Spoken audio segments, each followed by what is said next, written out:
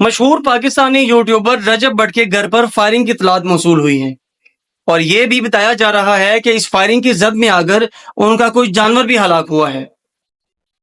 ابھی کوئی کنفرمیشن نہیں ہے کہ وہ جانور کون سا تھا۔ یہ فائرنگ رجب بٹ کے گھر کی دیواروں اور دروازے پر کی گئی۔ پوری تفصیلات آپ کے سامنے رکھ رہا ہوں۔ یہ واقعہ تھانہ چونگ کے حدود میں پیش آیا ہے جہاں رجب بٹ کے گھر پر فائرنگ کی گئی۔ FIR میں بتایا گیا ہے کہ رجب بٹ ایک شریف شہری ہیں اور وہ قانون اور اداروں کا بہت احترام کرتے ہیں۔ رجب بٹ نے یہ دعویٰ کیا ہے کہ وہ جب اپنے دوستوں کے ساتھ گھر سے باہر تھے اسی دوران رات کو 9:45 بجے نامعلوم افراد گھر کے باہر آئے اور وہاں پر انہوں نے فائرنگ کی اور فائرنگ کرنے کے بعد ملزمان وہاں سے موقع سے فرار ہو گئے۔ گولیاں گھر کے دروازے، دیواروں اور ایک جانور کو لگیں اور جو جانور ہے وہ موقع پر ہی دم توڑ گیا۔ اب جب پولیس کو اطلاع دی گئی تو پولیس فوراً موقع پر پہنچی مگر اس وقت تک ملزمان وہاں سے فرار ہو چکے تھے۔ بتایا جا رہا ہے کہ ملزمان ایک پرانی ماڈل کی کلٹس گاڑی میں سوار تھے اور جس پر سندھ کی نمبر پلیٹ لگی ہوئی تھی۔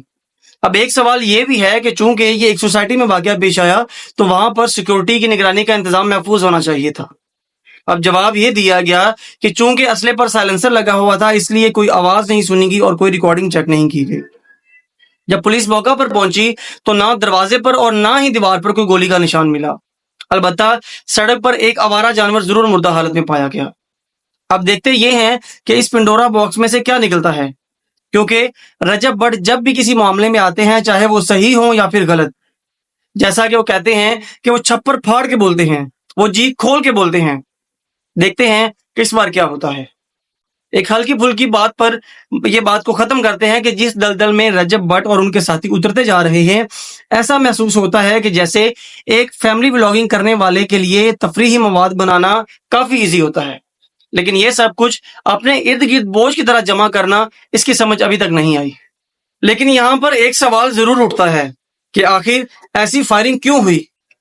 رجب بٹ کا کوئی ذاتی جھگڑا یا کوئی پرانا عناد یا پھر صرف خوف پھیلانے کی کوشش؟ ان تمام سوالوں کے جوابات تو صرف وقت ہی دے سکتا ہے، لیکن یہ بات طے ہے کہ جس انداز میں یہ واقعہ پیش آیا وہ عام بات نہیں۔ رجب بٹ جیسے یوٹیوبر جنہوں نے صرف اور صرف ولاگنگ سے اپنی ایک جان پہچان بنائی، ان پر اس قسم کا حملہ صرف ایک شخص پر نہیں بلکہ یہ ایک سوچ پر حملہ ہے۔ ایک ایسا انسان جو کیمرے کی آنکھ سے دنیا کو دکھانے کی کوشش کرتا ہے، اس کو خاموش کروانے کی کوشش کروائی گئی ہے۔ جانور کی ہلاکت بھی ایک سوالیہ نشان ہے۔